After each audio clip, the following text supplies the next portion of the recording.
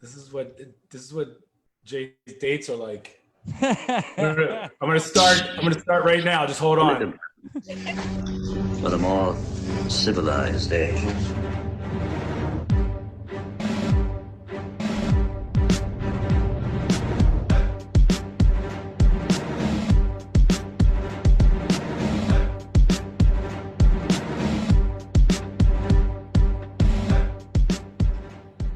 Ladies and gentlemen.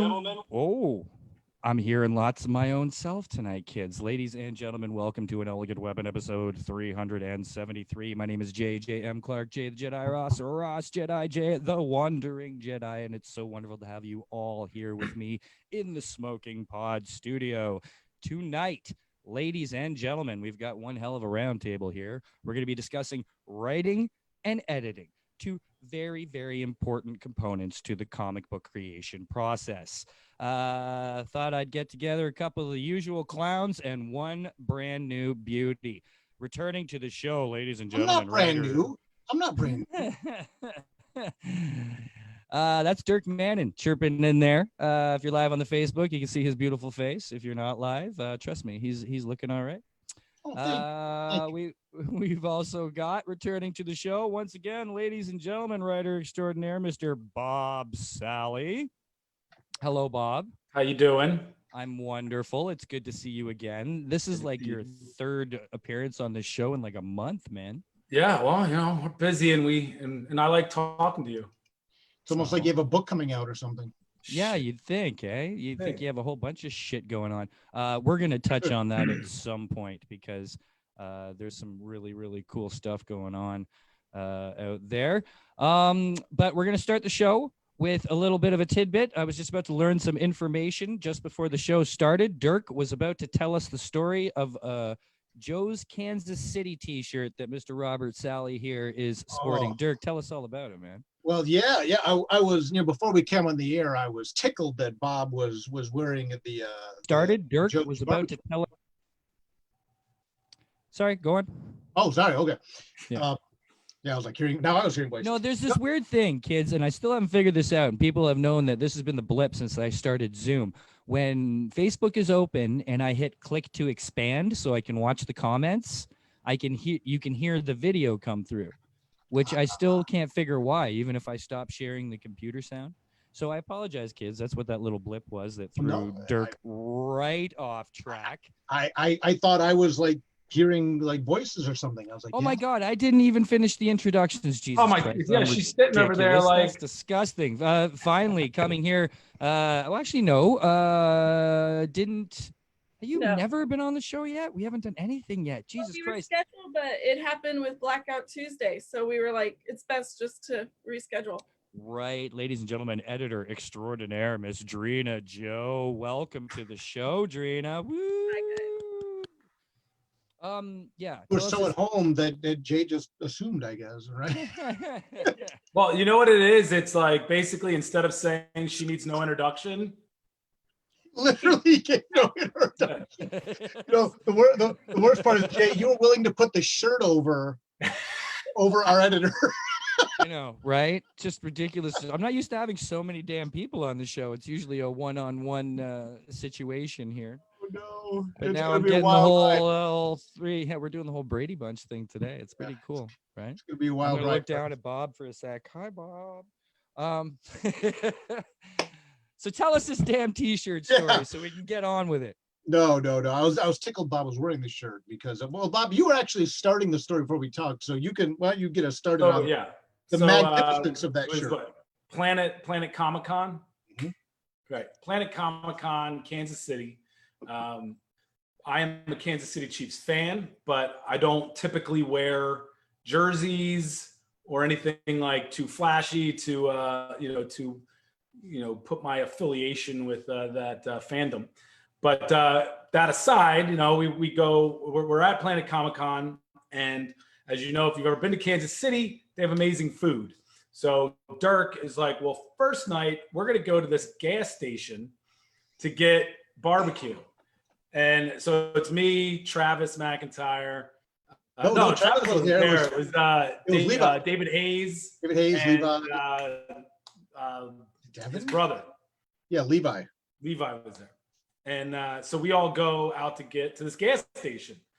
This gas station where Joe's Kansas City barbecue had like this little area inside this gas station. And you got to understand, you know, when you're in a con all day, and I'm talking these guys up, I said, I got this place. We're gonna go first night. It's gonna be amazing. It's gonna be amazing. Yeah, we pull up to a gas station. I go, we're going to a gas station. Yeah, and they're just like, what? And there's I a was line. having There is a line out the door and wrapped around around, it goes wrapped around the building. To get into this place. So you know, we get there and I think somebody was like, it's gonna take, you know, 45 minutes to an hour. And again, like what Dirk said, like when you're leaving a con, you're like, I want to eat something now. Like I'll go to freaking IHOP as long as it's putting something in me now. But he's like, no, we gotta wait. We're gonna, you know. So we wait and we go in there. Now hold on. We're in line. We were in line, and there's like I think like a Mexican restaurant or something like. Oh yeah. There's a Mexican restaurant across the street where nobody is. Nobody there. And I'm legit like, I'm leaving this place. I'm going across the street to get tacos, and it looks like a nice place. So he keeps me in the line. No, yeah. I'm like, we had a karaoke in line. There's no leaving this. And if anybody's ever been around me when I'm angry, like it's not pretty. So finally we get in there, and it's not even the night that I buy the shirt, because the point of this story is we were going to go to different places. We sit down and we eat this barbecue at this gas station, and it's so good. And the next day we're talking about like, well, where are we going to go eat? And the three of us say to Dirk, we're like we want to go back to Joe's. We want to go back to that. We went there all 3 nights that we were there. Yep. We went to Joe's. And the third night that we were there, I'm looking at their shirts, and I'm like, I gotta walk away with a shirt. And I'm thinking, I'm like, I love this place, and this can be my Kansas City Chief Sunday. Well, you know, you were him all of it first, because you were kind of like, I don't want to, like, you know, like I'm a big Chiefs fan and I don't want to rep the place. And I said, if you don't get a shirt, you're gonna regret it. Yeah. So you like touch one of the shirts, like, oh yeah. Fine. So anyway, she had to bring down. There was probably like 5 different shirts, and I was like, and of course they're not going to let you put it on. But if you're buying a shirt, these shirts were $25. A T-shirt, $25. So I mean, I'm inspecting these shirts, like I'm feeling the quality. I'm doing everything I can without being able to actually put the shirt on and look at yourself in the mirror. And finally, I was like, screw it. I bought it, and this is my Kansas City Chiefs Dirk Manning shirt.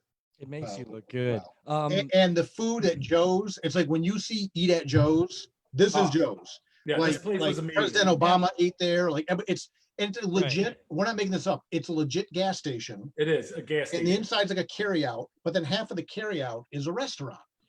And they literally, like, there's always a line to get in. And when you're done eating, the waiter or waitress is right there. They like have like people circling, like, all right, you're done, out. And because the line's always so long to get in there. And it's so good though, man. If you're ever in Kansas City, and if anybody that was working at Joe's, if you guys would like to figure out a way to use our platform as I better get a sponsorship. Advertising. We don't need money, just ship us your ribs. Joe's and Source Point should do a sponsorship. Like we have like the comics, like people are like eating at Joe's, like literally. Yeah, well, we're tagging Joe's. When this is over, we're tagging. Oh my God. Yeah. Now, Bob, your explanation is a good place to start, because your telling of that story is a very good reason why editors exist. Yes. Chop that shit up, because I'm sure when you write, that much comes out at first. And it does. Yeah. We didn't even talk about the food. Let's get into the food later. That's not why people tuned in to hear about your goddamn ribs, okay? Oh no, the burnt end. The ribs are good, but the burnt ends are. We were chatting, all of us, the other day. The last few times that Dirk and Bob were on the show, you guys could not help but wax poetic about the importance of having an editor on your comic book. You guys could just not get off the goddamn subject. So here we are specifically discussing the subject along with a pro in the subject, Miss Drena Jo. Oh, wow. I kind of rhymed that out. Did you catch that? That's pretty good. Did. Oh, wait, you didn't even know it. I'd love to get to the point where just everything I say on this show is in rhyme. Let's get to the point. That'd be fantastic. So The importance of an editor. We have discussed it in great length and detail on the show in the past, yet I still see a lot of people not using one. And I understand that it could come down to the simple brass taxes of financial economic situations, because that's not something easily and readily available to those just starting out. So if you're in a situation where you're just starting out, you have nothing published yet, but you are of the mind that you need an editor, what do you recommend people do? What do you recommend people go from in the beginning when they don't even know an editor? They don't really know comic peeps, they're just really starting out. How does that work? Well, I mean, I think that's actually probably the reason why most people don't find an editor, because how can you, if you're starting out, and I don't know, Drena might be able to attest to this, if you're just like when you're starting out and you're looking for an artist, if you're looking for anything, it's like nobody really knows what you've done in the past. Nobody knows, how far you're willing to take it. I had trouble finding artists because they were like, I don't know if this is going to be one, and then you're going to give up doing it. And so I think for an editor, it's really, the onus is on the writer to be like, I'm going to go out there and really try to find somebody that, whether I like their writing or, they have a way to be able to, a list of these are the things I edited and you can read it. I don't really know how it works. The editing jobs I've picked up, it's just people on Facebook talking to me and asking me if I would take a look at their work and consider editing it.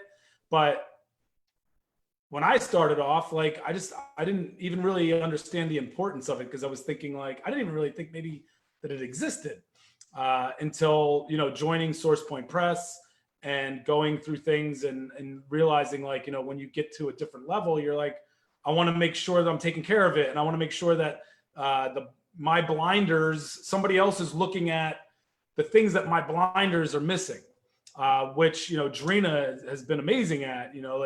I just put in 2 new pages to Broken Gargoyles #3 because Drena's reading the script and she's like, I think we need to put another scene in between this. And when she said that and I looked at it, I was like, you're absolutely right.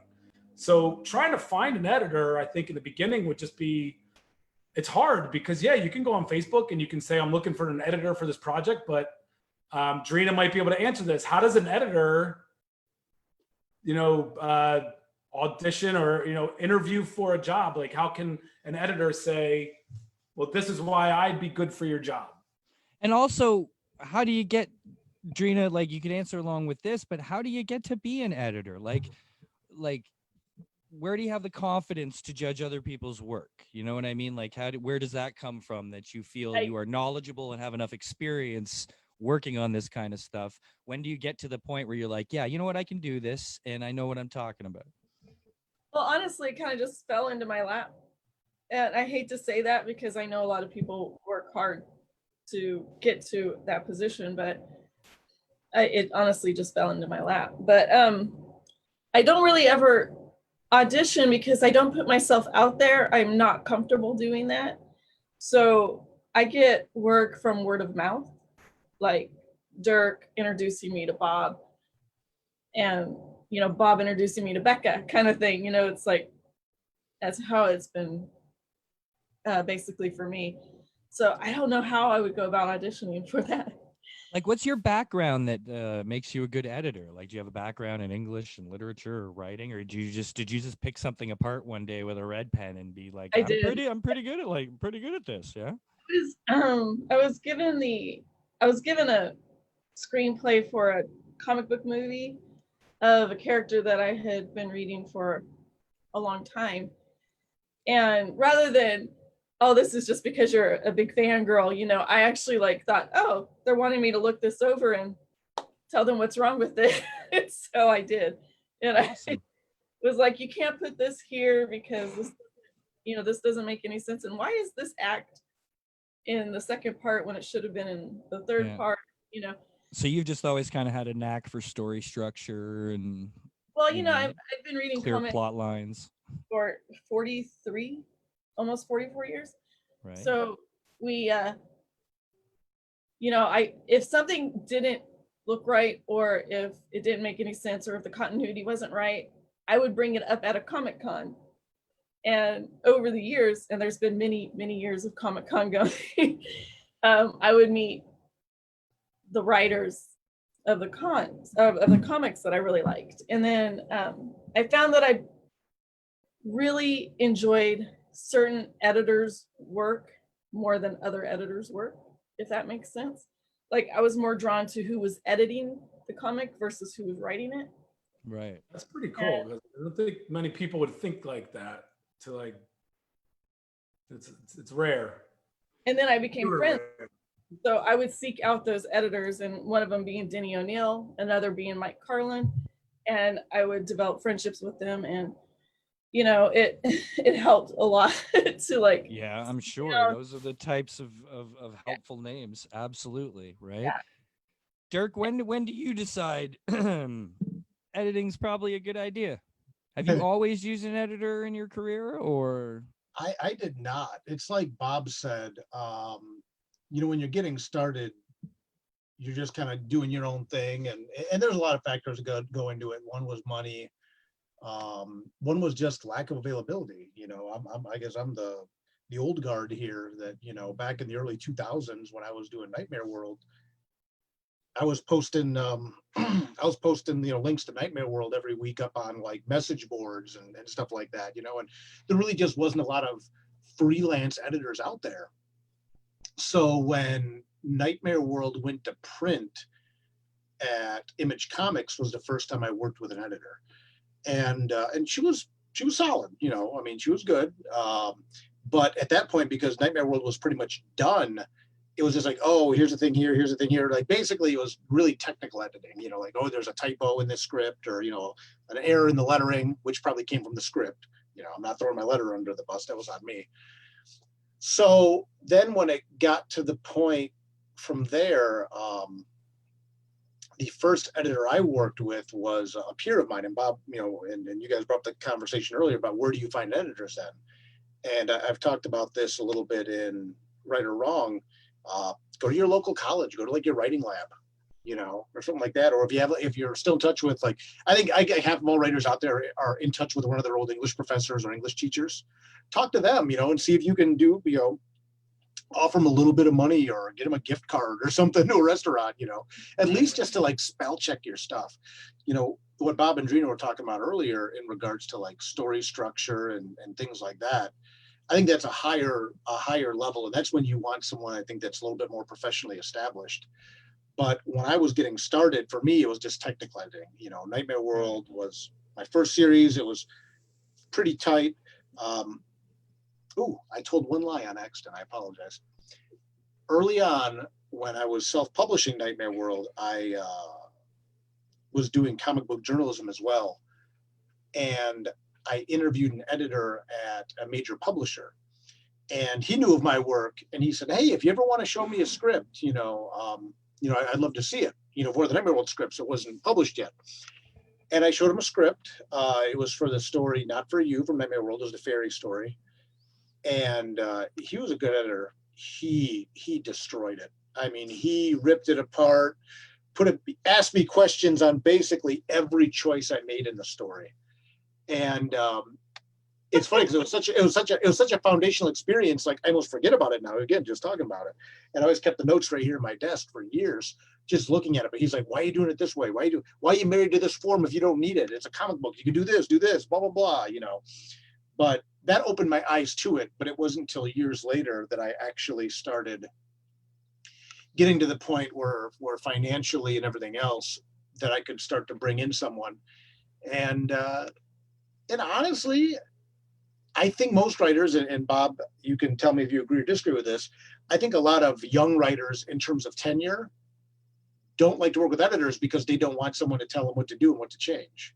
It's the worst possible attitude you can come into this with, though. Like, but I mean, am I wrong? I mean, am I out of line, Bob, do you think? Or, I mean, is that? I mean, like, even like when the first time I worked with Travis on Ogre, he pushed back, like, and it's basically like you said, somebody not necessarily saying that your decision's wrong, right, and a choice that your character's taken, but you like somebody saying like, why did you choose that? Mhm. And then at that moment, it's like, are you going to get defensive? Like if that person's not really telling you that it's if they're just being kind of ambiguous about it, just asking you a question. I remember like when Travis would say something, I immediately be like, what? Like, what's wrong? Like, and he would just be like, I'm just asking. Yeah, it's a question. Right. And I think because Travis and I had the friendship that we have and all that, like it actually was, I think, a big thing for me because it's basically working with somebody that you are friends with, that you do kind of want to be able to be like, get out of here, shut up, but also having the respect for Travis that I had as a comic book, brain, I knew I'm like, anything that he said to me that like I might have questioned at the moment, I wouldn't say anything. I would just kind of sit back and like breathe it in. And then in the end, I usually was like, he's right. Like that's a great choice. Do you think that's why editors, and not editing yet, like, because we're working on it, it's half the reason we're doing this episode, but there's a certain air of, knowledge and nobility around the position. There's something intimidating about an editor. It's like kind of what you're saying. Like people are scared to have somebody pushing back on them. I mean, I think anybody who's a writer, you're putting your heart and soul into something, a script, whatever you're writing, and then to have somebody come through it and to take it apart or say like this isn't a good decision or you should change this, or you're basically telling somebody like what you did was wrong or didn't work, and this is how. And so it's Drena will probably tell you like probably don't want to say that. You want to be more encouraging and being like, I think what would work better is doing this. Like, so it's all about how you choose your words. But I think also when you're talking to an editor, I think you get like a certain set, like that editor. If they're if they're a good editor, that they're confident that they're a good editor, and they have to be though, right? Kind of like you get it. Like when I met Drena, like Drena didn't have to sell herself to me. Like I already knew, like you could just tell talking to her that she was confident in her craft, and that made me confident to put it in her hands. Yeah, well, and I think you hit on a couple of good things there, Bob. One is you have to be willing to respect the fact that you're going to let someone else's lens look at the book through someone else's lens. But then the other thing is there's got to be that level of trust there, aside from the editor that kind of did me a freebie on one of my short stories. The first editor I worked with in a hands-on capacity was Leah Letterman, who's gone on to do like Cafe Macabre and stuff like that. And Leah's excellent and a very deep, but along with being an excellent editor, she's also a dear friend of mine. And I respected her a lot as a writer as well. And I was friends with her first, and I'm like, okay, I'm doing this series, Tales of Mystery. Would you be willing to look at this for me? And it was kind of like that. Give me your insight on this. I'm just asking, but you got to have that level of trust there, right, which is crucial. Because otherwise you're just going to kick back on what everybody says. And you're right. When you're writing, you're bleeding on the page, and you're also doing the absolute best you can do at that time. So to take the best thing you're doing and then hand it off to someone else and say, okay, tell me what you think. There's a lot of people that once they hear one negative comment, oh, they don't know what they're talking about. Or no, it should be this way, and that defensiveness. I'm sure that neither of us are never like that with Drena. So Drena, I got two questions for you. I got a question of my own, and actually there's a question for you in the comments here. Okay. We shall ask you mine first. When you're, and I know this, especially with you, Bob, you went through a lot of the imposter syndrome feeling when you're starting out, trying to be a writer or an artist. And I fully, connect with that, especially as a podcaster who's only ever just talked about comics. That's changing. But anyways, is that feeling almost intensified when you're coming up as an editor because of the pressure of the fact you're working on other people's work? Like that I think would be pretty intimidating to gain the confidence to the point where you are willing to, be Like, creative on other people's creativity, right? I feel it's a lot of pressure because I feel like the blame will always fall on the shoulders of the editor. Like if something gets by, if there's a typo or continuity issue or something. But you can ask Bob and Dirk. I expect to see every step of the comic book. So I end up reading each script about 8 or 9 times before I'm done with it. And I go through the art. I go through all of it to make sure that it looks as good as it can possibly look. And then there's still something will slip by every time. Right. Hannah Mika Gabrielle. I Oh, hope I'm saying that right. Yes. Drena, what made you want to work with Bob? Oh, well, it's the way he approaches it. He says, "What is it that you like to say to me other than hey? Are you awake?" It's like, Oh, when I try to get when I try to get you, like I'm like, yeah. I mean, like, yeah, I mean, like, because you're over in California, so well in the West Coast. Yeah. And so usually I'm just, I'll be like, "Are you awake?" Or like "Hey, you." He'll say, it'll be like 9 o'clock. and then he'll say, "Just think of it this way," and then he'll try and pitch something to me, and I think it's 9 out of 10 times I'm like, "Yeah, I like it. Let's do it." Now, Drena, you've done a lot of wonderful work. A lot of work I've read and I've loved, and it's evident that you know what you're doing. And in the example with Dirk has a certain amount of time, having learned how to write to a certain extent. Bob, a little bit less so. In reading Salvagers and then Ogres and everything he's done, and you see this vast, crazy improvement, of course. Like, I think, Bob, you're one of the fastest improving writers that's out there. But Broken Gargoyles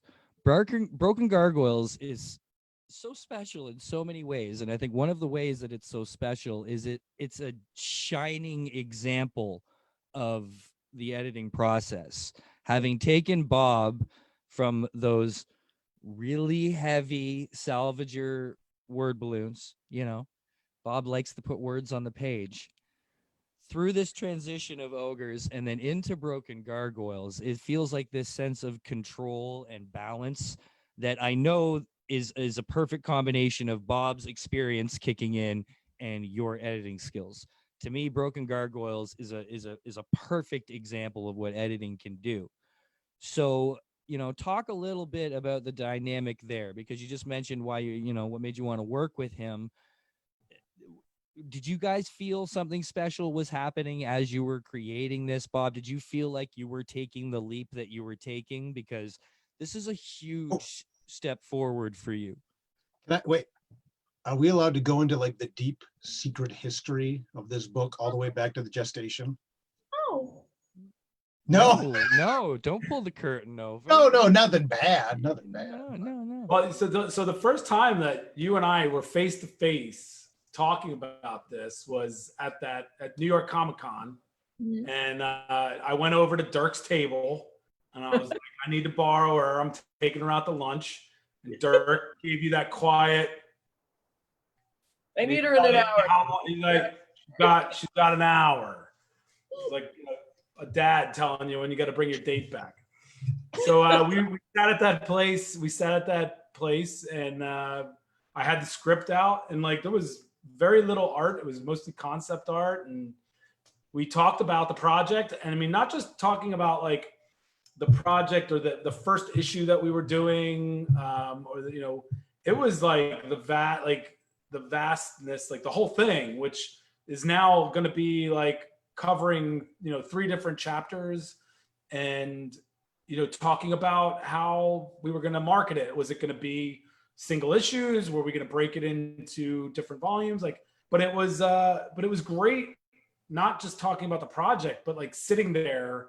I mean, anybody that's listening right now or watching right now that's in comics, like, how real it is that you work with somebody that you may never be in the same room with.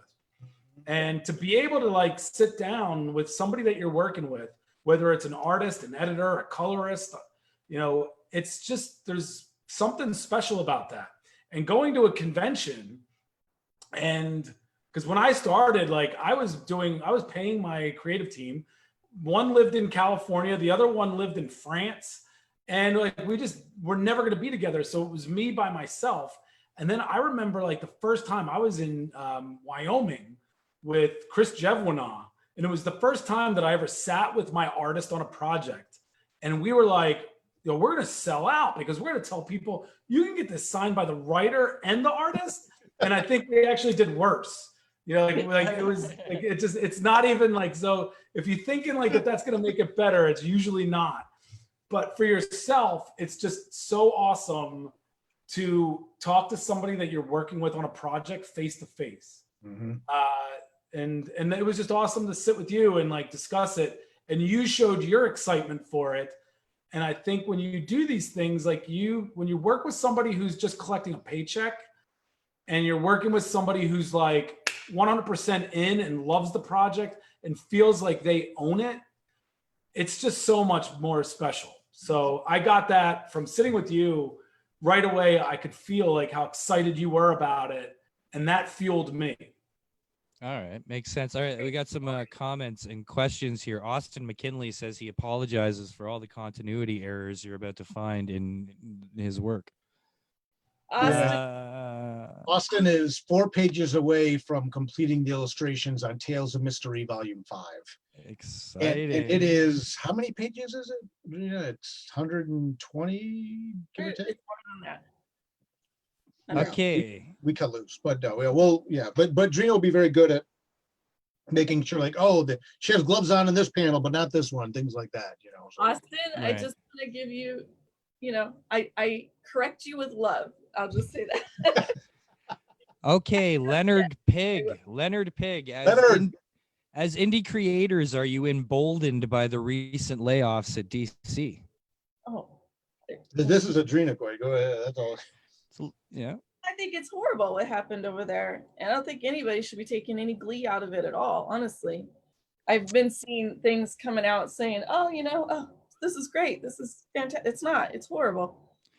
And DC and Marvel paved the way for indie comics. So, you know. Yeah, it's a horrible thing. I understand why it happened. I don't want to get too into it because that's off the editing writing topic, but it's kind of inevitability, you know. Basically, they got new owners, and the new owners were like, look at everything. It wasn't just DC. It was absolutely everything owned by Warner in any possible way. They were like, audit this stuff. Is it worth it? Is it making money? And when they just looked at the straight up numbers, they looked at the books, what literally like books, the financial books. Yeah, and things just weren't jiving. It's a different time. But we'll have another talk about that another time. That's been coming up a lot, actually. One thing though about that. Yeah. About that though, and this ties into writing. I think a lot of people get the impression that what happened in DC is going to make it a lot easier for a lot of independent writers. Writers of independent books and creator-owned books, because I think a lot of people that have the impression that it's a contest, and so there's no Source Point books that are competing against DC. There's nothing I write that competes against anyone but myself, and that's how you have to look at it. It's not like, oh, because Bob's book didn't do well, or that I'm going to do better, or because my book doesn't do well, Bob's book's going to do better. It's all art. It's all to be consumed, you know. Yeah, there's plenty for everybody, you know. It infuriates me that we become a culture where people are so gleeful to jump on any perception of weakness and just exploit it. And well, you know what's going to happen is every single person who left DC is going to get together with a couple of other people who left DC, and they're going to start their own publishing houses. What the hell else are they going to do? They're comic creators. They're going to keep making comics, even if it's not for DC, right? But let's not get too far into that. Dirk, let's save that for another chat. We can have it soon. Paul Limienko. You're the best podcaster. Right. You don't let the inmates take over. You got to keep things rolling. The wonderfully talented Mr. Paul Limyenko. Hey, everybody. Do you, Drena, or other editors, I think you kind of answered this earlier. Do you, Drena, or other editors stick only to the writing, or can they make suggestions for the art, coloring, letter cover, etc.? You said earlier before, yeah, for Broken Gargoyles, you were all over every aspect. All over. Yeah. Everything. Before I even sign with a client, I tell them this is my expectations. And the actual most important thing is that I get final eyes on that comic, because I am so meticulous, as Bob likes to say. You're so pissed right now. Right, What? right. You're just thinking about the lettering on Broken Gargoyles too. And I know I did. had a little twitch of like. Well, like even with Haunted Highlands Volume 2, like Drena, I would joke and say she wouldn't edit it unless. That's not true, but you actually had a hand in a creation of a character in the book. Yeah. You know, of a That's little taking girl. it to the next level. Okay, look, you know what? I'm just gonna redo all of this. Okay. No. Well, She was very about consistent. Drena, like, so when a page is My done, kid. before it's colored, I show it to Drena Right. and we talk about it in case we need to go back to Stan and be like, this needs to be changed, that needs to be changed. And then when it's colored, bring it back to Drena again. Right. Every Look step. over it. And so she is a meticulous editor. And again, That's like what you want, though. You want Yeah, part exactly. of the team. Somebody who's gonna like know Dirk the was whole talking show, about earlier, you know? you have to let go of that ego. You have to let go of like being like, I am the all-powerful Oz and I know everything. Like you hire an artist. Like, do you, like, if you're sitting there and the artist is like, well, I think this might work better, or if you have like these Listen to them.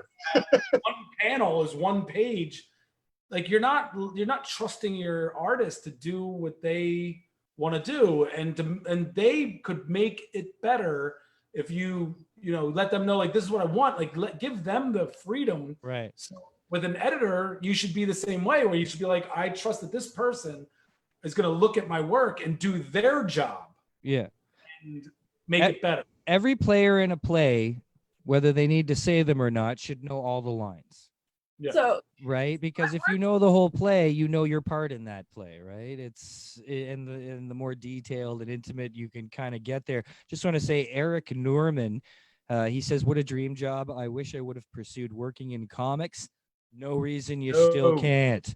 No reason still Get can't. going. Go. Start. Do it. Absolutely, do it right now." What did Pat Koala say? DC layoffs and reduced output do not mean more money for indie books. You have to. That's a topic for another time, Pat. That's another reason for the podcast. Not on topic. Yell at my viewers. can I say Makes it something? easy. Eric also says Haunted Highlands is my fave. Good. So that is very cool. But yeah, I think Drena's down there stewing. You better let her say what she's got to say, because she's gonna pop, man. go pop open. Give her the Let mic. it We're scowling. We're all looking at you. preach, Gina. I mean, you have to really, Yeah. every artist or every writer is a little different. Like I work with Garrett on a comic that I'm really excited about called Call the Ravens Home. Ooh. And he gives zero art direction to his teams and lets them create the world. And it was hard for me to be like, what? No, you can't do that. That's not going to work. And it worked beautifully, actually. It worked very well. And he would like say, calm down, just see how it works. And then I learned from Garrett on how to not be so uptight about it. And so I've enjoyed that too. So I guess it's a learning process as far as personalities, right? Everybody you work with is going to be different in how they approach the situation. So sometimes you need more patience. Sometimes people are like, meh, so laid back, right? You did that a lot with ogres, didn't you, Bob? Like you're pretty much like, here you go, Sean. Here's words. Sean in the Ogres, the second half of Ogres, I was going through some major life changes, and we were halfway through. Like we were halfway going through the book. And, I'm not going to get into my personal issues, but working with Sean again is a perfect example of trusting your artist. And also the fact that Sean is an amazing writer in his own right. I had the outline done, and I basically like asked him, I was like, can you finish this? Like, so he basically did the last 2 chapters of Ogre with just my outline, but he was able to take my outline and break it down into pages. So Ogre or ogres? Ogres, sorry, ogres. Okay. And so, you know, that was just truly an amazing moment for me, that being like where we were in the world and where I was in my life, Sean was able to like really pick up my, like where I was lacking, and he took over. And that's the type of, he made the story better, and he carried the weight there. So again, there was absolutely no ego. Like, he was like, you know, if I do this, is it okay if I put my name as co-writer? And I was like, absolutely.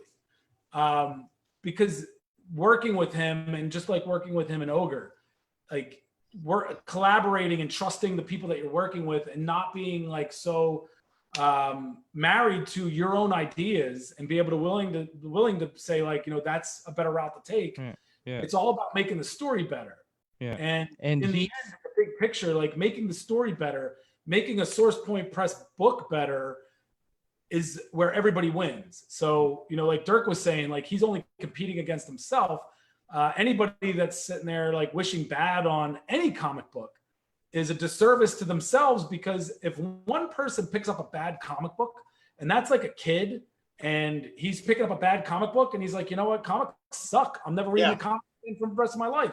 Right. If that comic's good, and then he's like, you know what, I'm going to start reading this. And then he's like, yeah, I'm going to try something different. I'm going to try this indie thing. Yeah. And they read an indie comic book.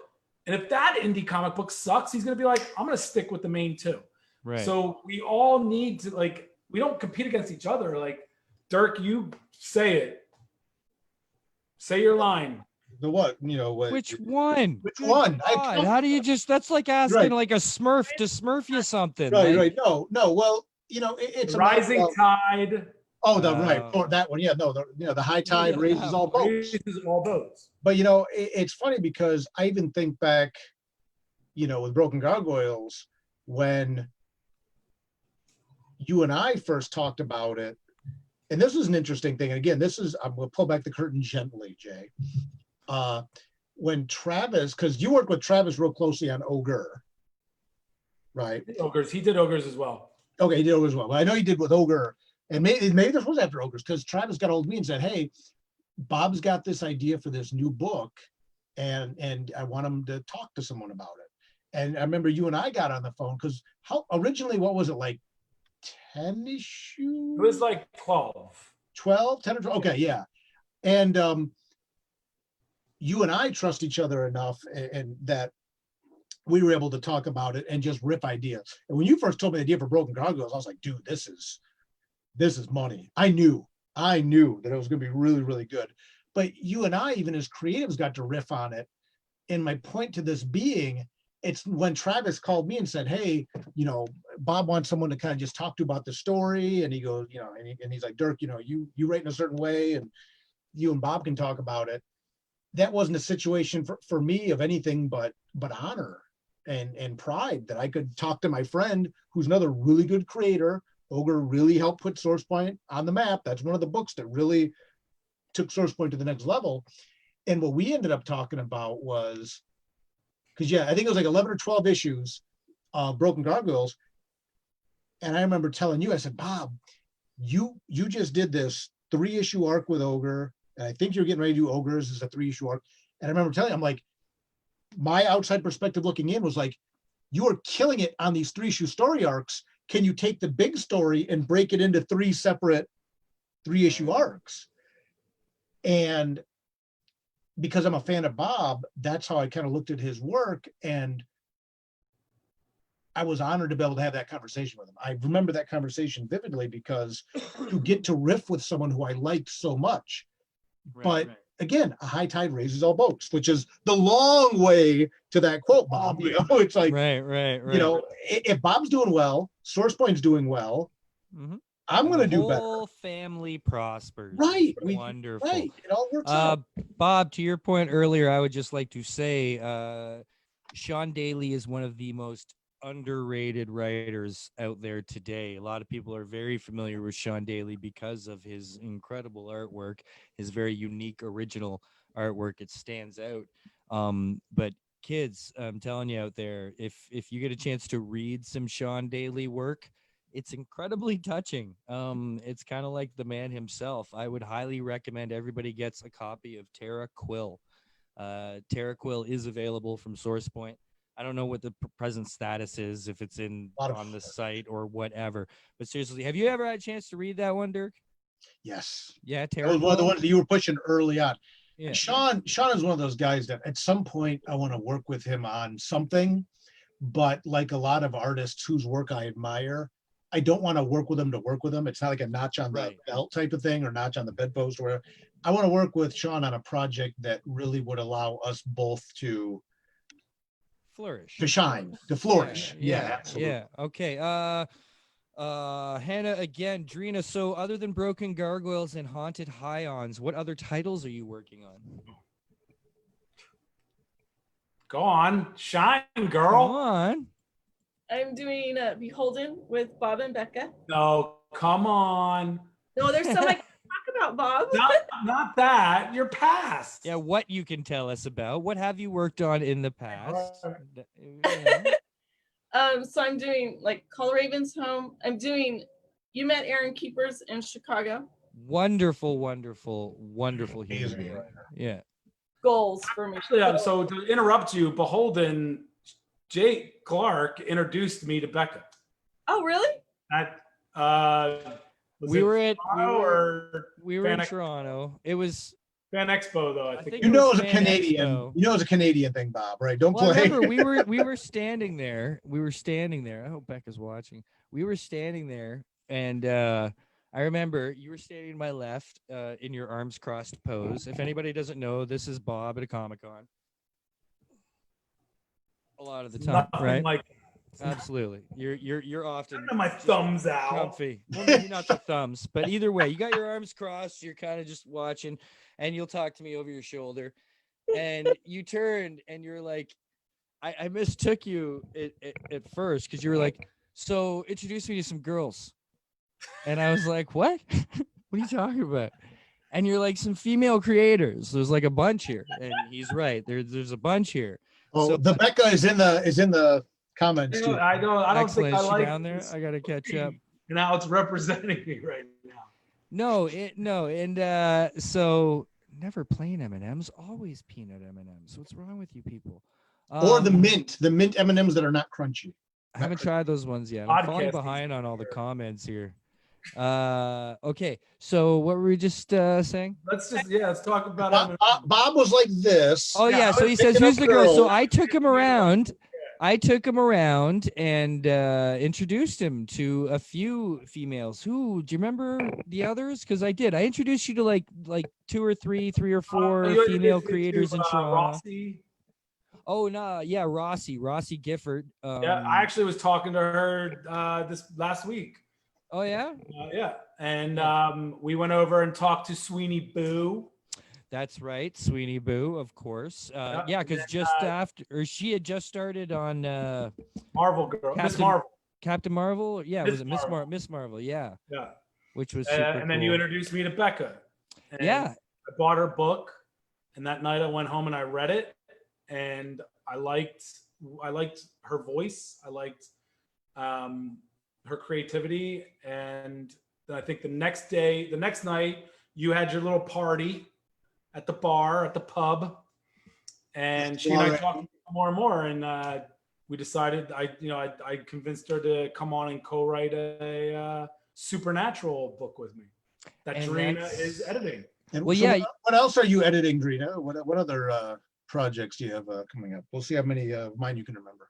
Oh my gosh, yours? Am I allowed to talk about the one that? Not the one from not the top That secret one. from not the many meeting secrets. from So many secrets. Not the one from last night, or what about the one from that? Okay, Read Volume 5, Haunted Highlands Volume 2. I'm in trouble. Right or Wrong Volume 2. How do Love you? Okay, Hope so Volume 2. let's Hope talk Volume about 2. that for a sec. Hold on. If you're editing Right or Wrong Volume 2, which is Was mainly Dirk prose. wrong? Gross. Yes. Righter or wronger. Is this your first venture into that? Yeah. No. Okay. So For that must comics, be though. is that more of a?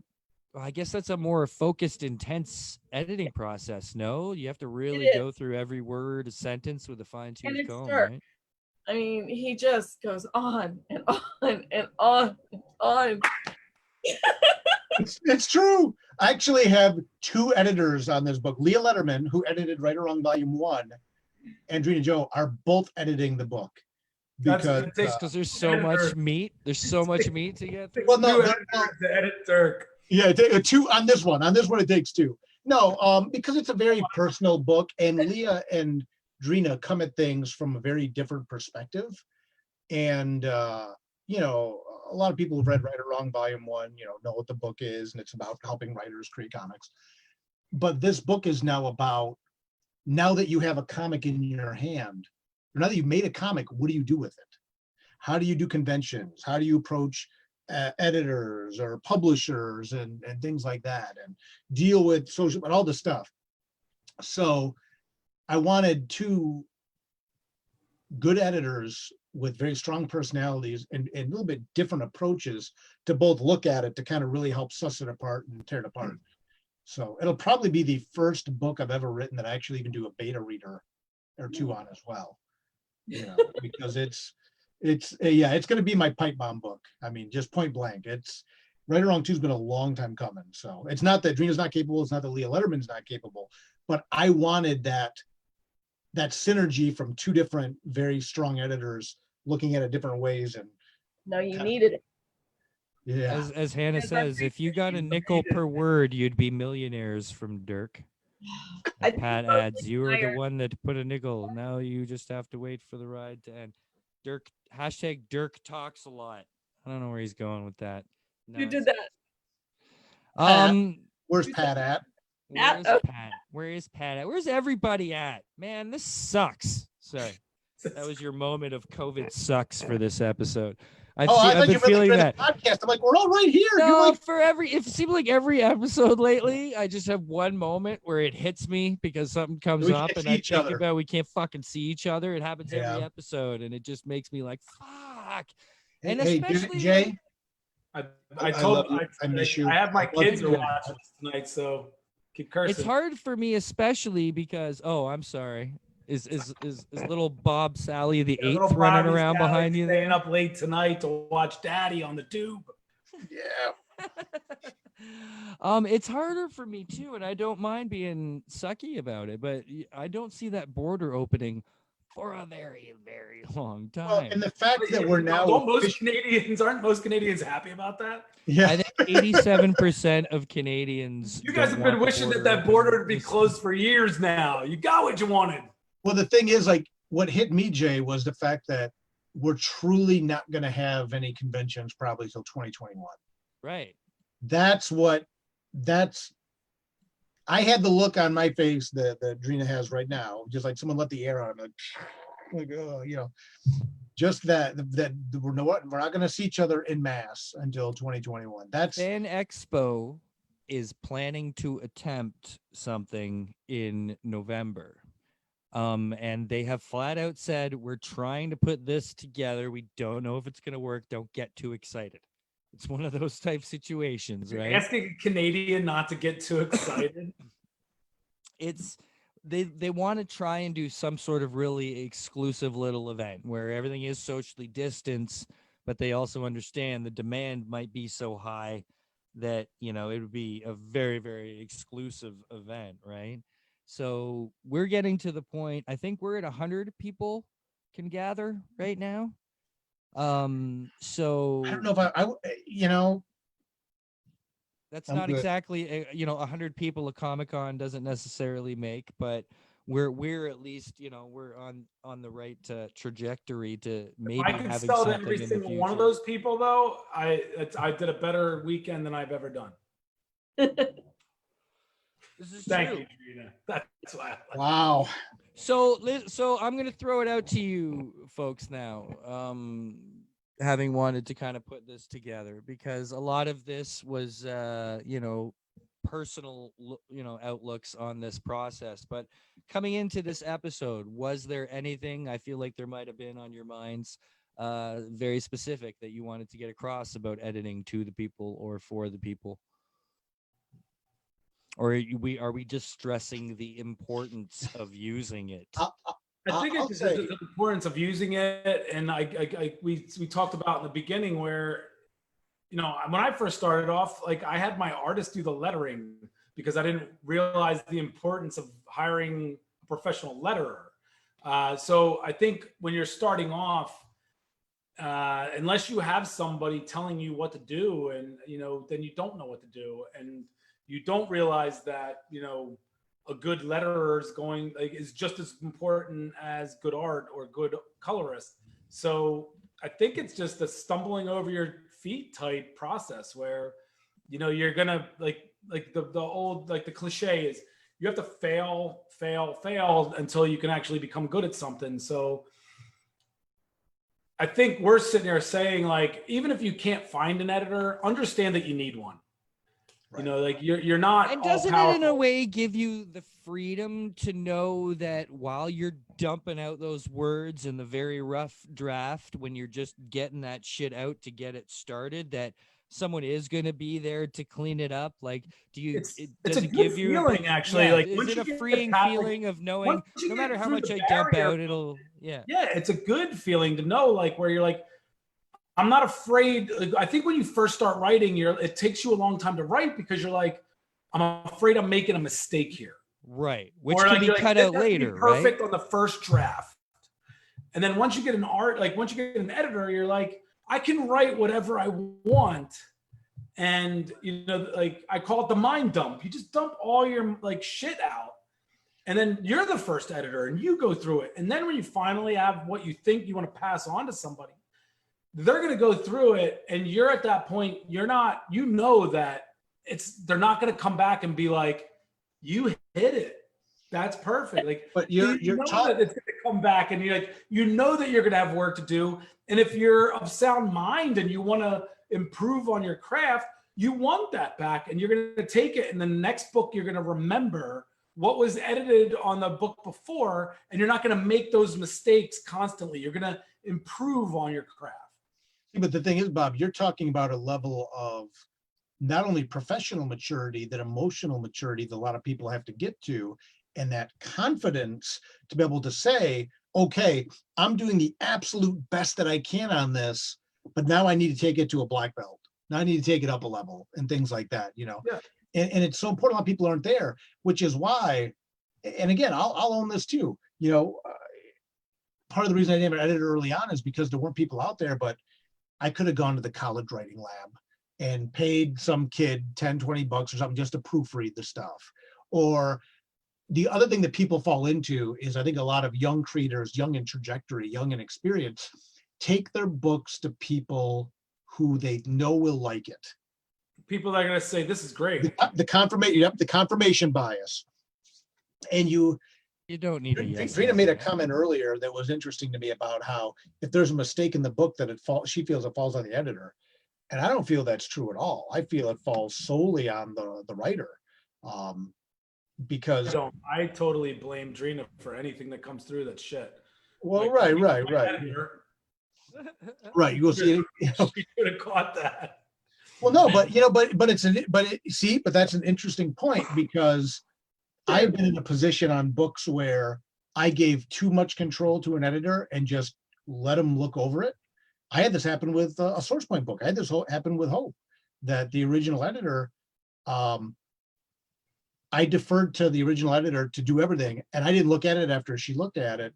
And we actually I had to hire Drena Jo to clean up the graphic novel, the collected edition, because I didn't put final eyes on it. I'm like, okay, cool. Drena's like, hey, it is what it is. And but again, things happen. Happen. And that's on me. That's not on the original editor. That's not on Travis. That's on me, because it's my book. I wrote it. I should have been on the ball on that, and I wasn't. I agree with Bob. It's all Drena's fault. I think it comes down. I think the editor is like the final gatekeeper, no, of letting it through. She saved my ass on Hope. So Wait, it was not my fault. What happened there? I fixed it. yeah, she came in and cleaned up the trade paperback edition of Hope. So we actually says like collected edition editor. Oh, nice. More credits. Right. How important is it for you to, or an editor, to care about or to like the story, I guess, and like the art? Like, can you be biased enough that even if it's not your cup of tea, like not your genre or, you know, not your bag, whatever, you know, the theme of the story is, are you still able to edit with quality just purely through the process of it? No. No, you have to dig it, right? I do, but you know, we have so many editors now at Source Point that we can say, you know, this may not be for me, but you know, I know Casey's an excellent editor, and Tracy Canopka. Is that how you say her last name? Kanapka. Kanapka. Kanapka. He's fantastic. Right. And Travis is, I mean, you know, he's king. Travis is 7 out of 10. Oh, I love the bullpen. I love the editing bullpen that SourcePoint has built, and you know, it's also comes down, of course, to Travis and Josh and the higher ups understanding the importance of the editing process and not really allowing anybody to not ever have an editor, you know. And I just want to, as we're getting and winding down here, send a huge shout out, because I've said this the past few episodes, but again, because we're on the subject, a huge congratulations to Allison O'Toole and the team. Afterlift. I don't know if you're all familiar with this comic book by Jason Liu and Chip Zdarsky, and a few other fine Torontonian folks. This comic book just won the Eisner Award for Best Digital Comic Book, edited by Miss Allison O'Toole, editor of Cirrus by Casey Pierce and Jay Jaycott, presented by SourcePoint Press. So just working with the right people and building that standard, I think, is going to be really, really important to the future of where we're going to be with all these, you know, these indie publishing houses that I think are going to kind of come out of the woodworks. So just the quality of editors right from the start that SourcePoint has associated themselves with, it's been a brilliant bit of foresight by Travis and the gang, in my mind. Would you all agree? Oh God, yeah. Absolutely. Anybody that's not paying attention to all the moves that SourcePoint is making is not paying attention. Right. Period. So kids, get an editor, right? Like, just do it. And even I think if you're giving a new editor a shot, you know, if you're helping them learn their process, it's all very important for everybody to learn. And that's what I was kind of trying to say earlier. I think a lot, I don't know how, maybe you can, you know, attest to this or not, Drena, but I have a feeling like editors are probably the most approached and pitched to people in the game, right? Like even beyond the publishers, I feel like you editors at this point right now must have a lot of work flying your way. Am I wrong? I'm overwhelmed, I'll be honest.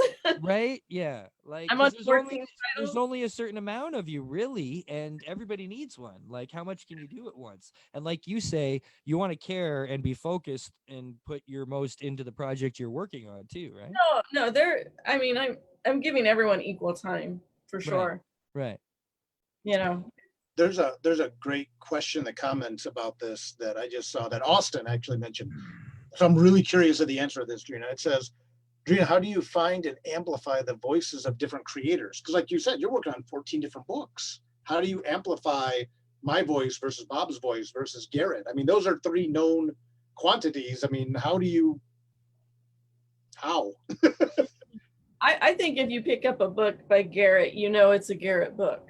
You should at this point know what you're getting into when you pick up a Garrett book. And for me with Garrett, we have our own language together. Like, it's all dude, bro. Come on. You know, I mean, like, I'll literally just write, come on, and he'll go, bro. And I'll go, two. And he'll go, okay. And he knows exactly what I've said to him. I know exactly what he's wanted. Yeah. It's so smooth. He's very smooth. Bob is, you know, he has this broken gargoyles is, can I just say, you did something crazy beautiful, Bob. Thank you. Yeah. Crazy. And I'm so proud to be on it. I'm just so happy to be on it. And I always worry, like, well, too. It's not just me, it's you. Like, it's the whole team. There's no way that one person could take credit for anything in the comics. I mean, so yeah.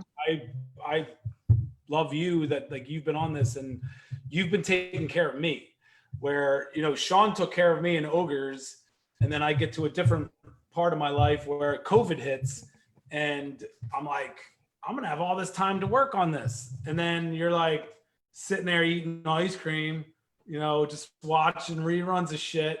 And Drena's like, where are these pages? And you're like, right. I'll get to them this weekend. She's like, where are these pages? And so it is like, she's been helpful to me, and she's been a great inspiration to me to be like, get up and do the work. And this has been like, I'm like a kid. I'm like a, you know, first grader. When you're like, you know, you're gonna distance learn. You're gonna work from home. And I'm like, okay, yeah, cool. You know, I need to have that teacher, that editor now being like, get to work. Well, Bob and Dirk are both really good about, you know, equal praise too, with the line, the penciler, the inker, the color, the letterer, everyone is equal. Yeah. And well, there was this major shift, it seemed, in the past couple of years of, it's always been obviously the writer and the artist, they kind of take center stage, and then there's this team behind them that's always been looked at as sort of a support structure. But now that is going away, and people are realizing that how much of a team, you know, this sport is. Like, it's crazy how important, you know, a well-gelled machine, you know, the cogs run a lot better, right? And I think people are starting to really look at comic making as way more of a team sport than they used to, right? I think so. Yeah, and people realize every little step is important, kids. There you go. That was a fun conversation. We'll probably have many more of them. The cool thing about the three people that you see here is they're involved in an organization called Source Point Press. And the cool thing about Source Point Press is that we're approachable. So if you ever have any questions, if you just, you know, want tips or about editing or writing, no, everybody in the family is wonderful for the fact that he's not approachable. Yeah. Well, I'm trying to speak Travis McIntyre, not approachable. Not unless you're holding a cupcake. You're all mean. You're mean people. I'm pretty sure at one point Travis and I were walking on the street, and he took a very large chocolate chip cookie out of his beard and started eating it. And it was just like, and like, and then he asked me if I wanted one, and I thought he was going to pull it. I saw a dude do that with a doob once. It was good times. But for the people really starting out and the people who really have no idea which direction to go, reach out to any of these people. Just hit them up online, you know, send them a comment or a message, and I know they'll all be happy to help. Even over here, it has become more of a known thing. I would do my best to point certain people in editorial directions because it's, you know, it's important. We can't say it enough. Do it. Fill out your team. Yeah, fill out your team. You're not as good as you think. Yeah, a lot of that shit needs to go, right? But guys, someone said in the comments, iron sharpens iron, you know, and that's all there is to it. I just want to know when Jay is going to write his comic. Okay, we're gonna talk in a second. Jay, let's get. He's like, Drena, I'm gonna hire you in a second. I'm your 15th. Yeah, he's number 15. You can start paying in loonies though. Watch out. Yeah. Loonies and toonies coming your way. All right. Over here, and I'll give you a Caesar. Don't go there. Don't go there. Where can the people find you all online? Shout it out. Dirk, go first. Where are you online? DirkManning.com, Facebook, Instagram, Twitter, etc. at Dirk Manning. Look for the guy that looks like this, and you'll find me. Nice. Miss Drena Jo, where can the people find you? Literally. Unless you don't want them to. We don't have to talk about it. Drena Jo. I'm easy. Drena Easy Jo. to find. 56 East Street. And I believe everything for you is just Bob Salley. Salley, yeah. Bob Salley. Which one are you, the second or third? Is your kid the fourth? No, or fifth? we all have different middle names, so there's So is that how you get away with not using? how the you get first, away second, with and third? that's how you get away not being That's a a Jew. cheat. That's How many cheat. Bob Salleys are there despite the middle name? There was 4. My grandfather has passed away, and now there's 3.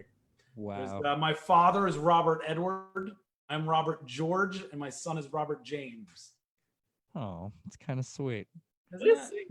You know, how all your middle names are the names of kings. I love it. Right. Ladies and gentlemen, that's all we're gonna have this week on An Elegant Weapon. Take it Elegant easy. weapon Stay safe.